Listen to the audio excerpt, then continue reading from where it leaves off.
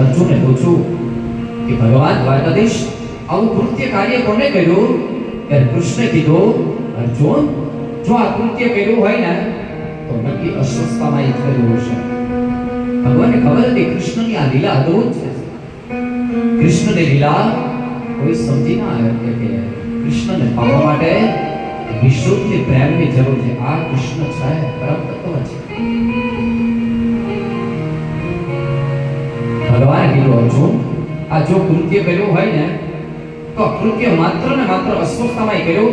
આ બાજુ અર્જુને પણ પ્રતિજ્ઞા કરી દ્રૌપદીની સામે કે દ્રૌપદી પાંચાલી સવારનો સૂર્ય ભાસ્કર ઉગે ને એ પહેલા તો ફરીવાર એમ કે મધ્ય ભાસ્કર ઉગવાની તૈયારી હતી તે અહીંયા અર્જુને પણ પ્રતિજ્ઞા કરી લીધી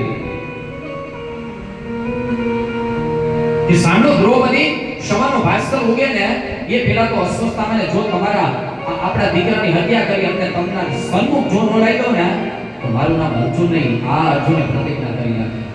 આ દીકરાઓને આવા હાલત કરી. દ્રૌપદીને એ વાતનો દુઃખી થયો કે ભર નિદ્રાની અંદર મારા દીકરા સુતા અવસ્થાની અંદર મૃત્યુ જેમ હોય પણ એ સમયની અંદર મારા દીકરાઓએ ભગવાનનું નામ પણ નથી લઈ શક્યા.